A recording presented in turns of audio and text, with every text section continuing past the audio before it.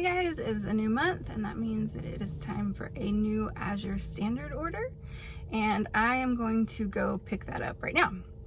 So the last several months we haven't really ordered a ton of stuff.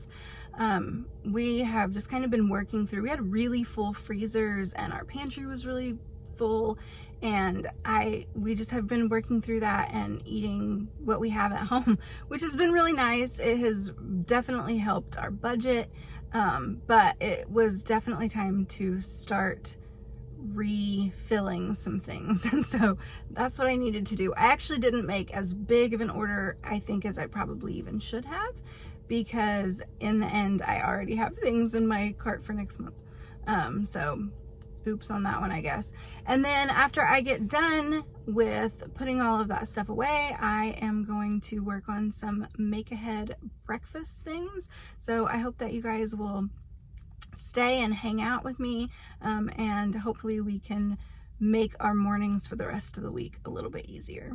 All right, we are home from our Azure Standard pickup for the month of September, and so I am going to open up the boxes that are behind me and I will show you guys what we got this month. So I needed to get a bunch of frozen fruit. I talked about in our last grocery haul video, I think it was from Trader Joe's, that I needed to start getting frozen produce, because that is what we use a lot during the winter time when we can't get stuff that is in season. And we like to have them in like yogurt, or very often we'll make smoothies pretty much every day, just to make sure that we're getting those vitamins in our bodies. And so that is probably the biggest bulk of stuff that I stocked up on this month. So I got a 5-pound thing of raspberries, a 5-pound thing of mangoes, a 5-pound thing of pineapple chunks, a 5-pound thing of strawberries, and a 5-pound thing of blueberries. And this is like a lot of frozen fruit, and this will last us hopefully a little while. We usually I don't really like frozen bananas, so I will keep buying those. Those are, obviously really cheap. And we might need some more in a couple months, but for the most part, a lot of these will last us for a good while, making our smoothies and stuff. So that is like a big chunk of what I picked up this month from them. I am trying to find a new peanut butter, and so I thought I would give this one a shot. I know that they sell it in like a big tub, but since we had never tried it before, I wanted to make sure and get a little one, see how we felt about it. I know it's I don't know if you can see that in there, but it's a natural peanut butter, so it separates, the fat separates and goes to the top. And so, I don't know, we haven't really ventured into that kind of peanut butter yet. So before I got a really big thing of it, I wanted to give a little thing a shot. We go through a lot of salt, and I have, believe it or not, never tried the Redmond real salt. So before, it was the same thing, just before I get a giant thing of it, I wanted to see how we felt about just a little package. And so we are going to give this a shot this month, and if we like it, then I will probably get a big one next month. Because we will go through this definitely within the month. We use a lot of salt in our house. Rolled oats, I've been making a lot of granola lately, and so I needed rolled oats for that. I also needed some slivered almonds. I had whole almonds that I have been chopping myself, and that has been, quite frankly, just really annoying. So I went ahead and just ordered some slivered almonds and a 2-pound bag of just the raw pecans. These are really good. This is one of my favorite things to just snack on. If I am wanting something kind of crunchy, I'll go for pecans, and it's definitely better than chips for me. So I like having these in our pantry all the time. Minced onion. I tried to grow onions, and I don't know what I did wrong. They did not work out very well. So once again this winter, I'm going to have to supplement, and so I grabbed some of this minced onion. I also needed some more olive oil, so I got the 1-pound thing of cold pressed olive oil. I will say this is like a weird color to me. The last time I got it, it was more like green, and because it was cold, it was more solidified, I guess. And then as it set out at room temperature, it kind of melted back to a regular consistency. And this has been this consistency since I got it off of the truck. So I don't know if this is something different or if it's rancid.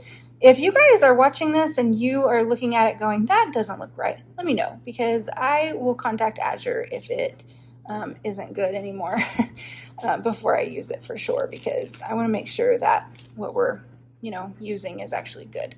But yeah, it definitely looks a little bit off to me. But Azure's customer service is amazing, and anytime I have had problems with that sort of thing, they have always been super quick to get back to me. So we'll see about that. And then the last thing that I grabbed was another box of butter. This one, however, is not for me. This is for my mom and my sister to split. And so they're going to get to enjoy that butter. That's one thing I realized that I probably should have added to my cart and didn't. So you'll probably see that in my order again next month. So anyway, that is what I ended up getting. Got some stuff for granola and a lot of frozen produce for our winter stock up.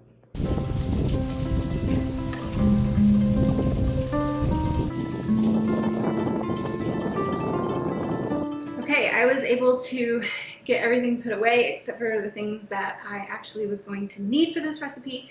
So the things that I ordered this month that I am going to use are salt, oats, and some pecans. So the first thing that I do before I actually get any of my dry ingredients going is I am going to melt the fat and the sugars together.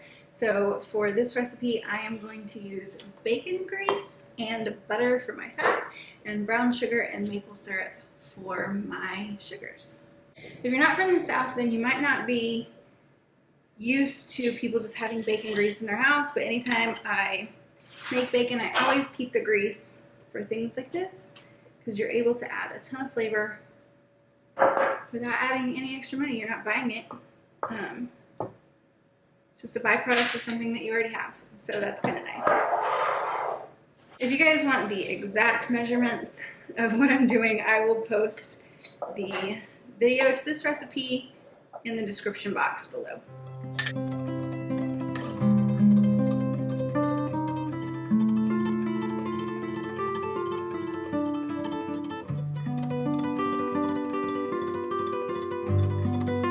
I'm going to take this over to the stove and I am going to melt all of this together, and then I'm going to get started on my dry ingredients. So while that's going, I need to do my dry ingredients. I actually need to refill my oats jar.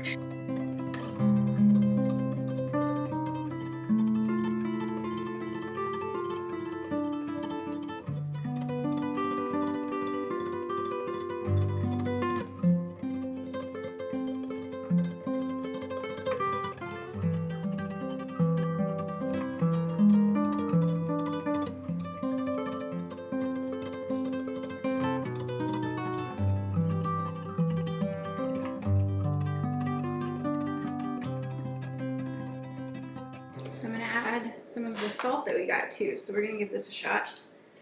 Just about a teaspoon, nothing crazy. And then the key ingredient here is bacon. If you really want to get fancy, you could cook your own bacon, which I have some in the freezer. Just finish that bag off. I have some in the freezer that I need to pull out and cook, but these bacon crumbles from Sam's are one of my favorite cheat things. No, it's not really cheat because it's real bacon. So we are going to stir all of our dry ingredients together. So we have rolled oats, very important that they're rolled oats. Some bacon pieces just straight from the refrigerator. I have salt, sunflower seeds, and some pecans in here. And then I'm going to check on my wet ingredients. Alright, got it all melted together, so I am going to add the fats and the sugars to our dry ingredients and give them a mix. Ooh, this smells good.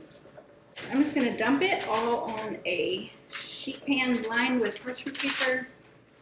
I would never attempt to be a superhero and make this without parchment paper. feel like that would be a bad move. I'm just going to put it all in one even layer.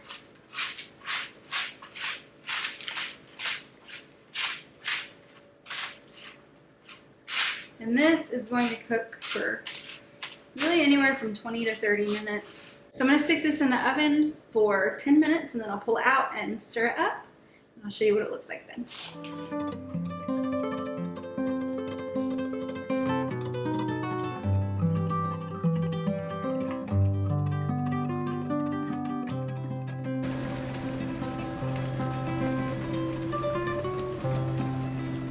So while we have that in the oven, I'm going to get started on the next recipe, and that is just going to be some einkorn biscuits. The beauty of biscuits is that you want them to be cold when you stick them in the oven. So they rise because they have baking powder, and the butter that is in them, if it's really cold, will steam when it hits the heat of the oven. And so we are going to take that one step further and freeze our biscuits. This is the easiest way ever to make biscuits. I am going to put 4 cups of flour in my Vitamix. You can do this in any blender really. Such a nice rainy day to do this. I love it. So I'm going to add 2 tablespoons of baking powder to this, 2 teaspoons of salt, and 2 tablespoons of just plain white sugar. So I've got the sugar in there, and now we're just going to give it a little bit of a mix. You're going to add ½ a pound of butter to this. So that's 2 sticks. I buy it by the ½ pound. And you really do want this to be cold. Even though we're going to put these in the freezer, it just works better. It just doesn't turn into as big of a mess, I guess. So we are going to chop this butter into cubes and add that to our blender.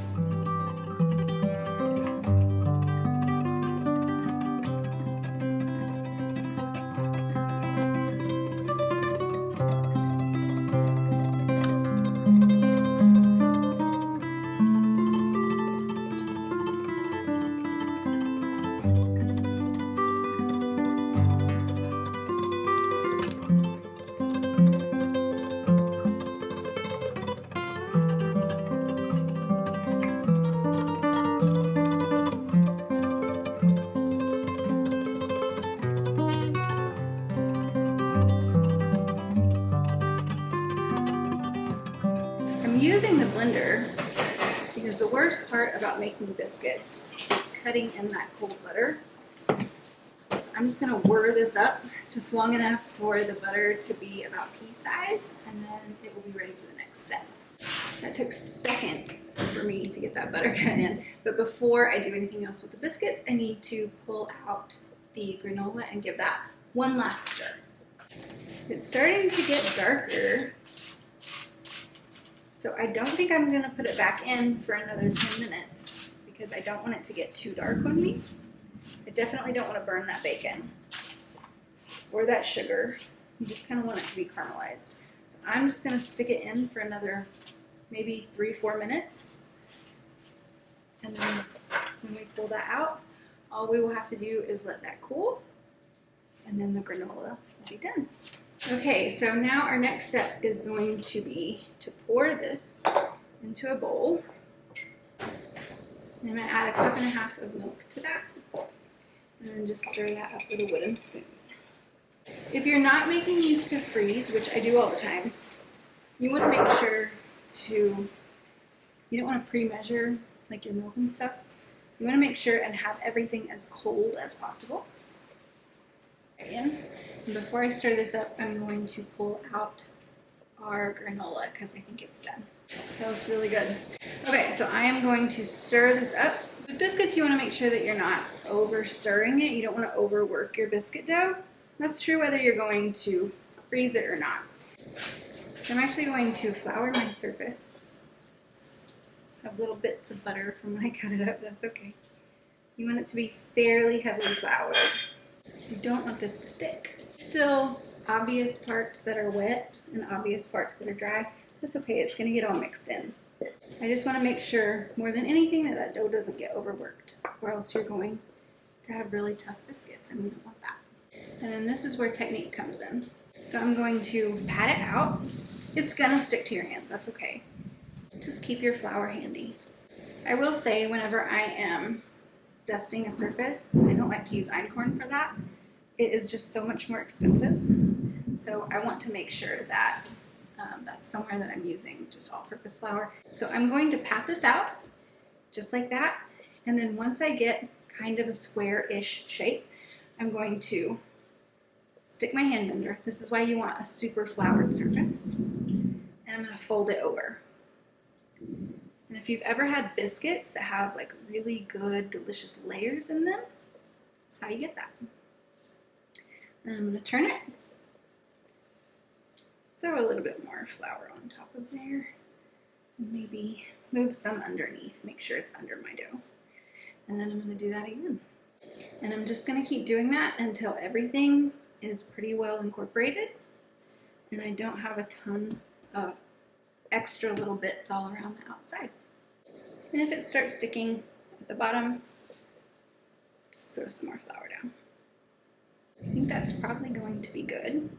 All right, so now I'm just going to pat it out to the thickness that I want it and start cutting our biscuits. Once I have them all patted out, I'm going to line the cookie sheet with parchment paper. That's just going to make sure that they don't freeze to the cookie sheet. And then I'm going to figure out what size I want. That's probably, we're going to go with this one. And then you just start cutting them out and putting them on your baking tray. It's the same thing that you would do if you're going to bake them right now. So far, this is exactly how you would do it in the morning if you were having them for breakfast. And there we go. I'm going to go ahead and flour it because it's sticking a little bit. It's an easy fix though. The beautiful thing about having these in the freezer is that I can get away with cooking just a few at a time. So if I have a kid that is not feeling having biscuits for breakfast, that's totally fine, because I can just grab out of the freezer the amount that we need, put them on my baking tray, and then bake them at 425 for about 10 minutes until they are golden brown and delicious looking. And with whatever dough you have left over, you're just going to pat it out all together, and then maybe do 1 or 2 more turns just to get it all back together, and then finish cutting them out, and then you're done. And so I'm going to put these in the freezer, and I'm going to bake one right now because this sounds like a delicious snack. Okay, that is my breakfast from scratch, pre-made ahead of time. Hopefully that will make our weekday mornings a little bit easier this week. I am going to let the granola completely cool, and then I will break it apart into chunks and put that in a jar. And I will let the biscuits freeze completely solid, and then I will put those in a Ziploc bag and store them in the freezer until I am ready to use them. And I will see you guys next time. Thanks for watching.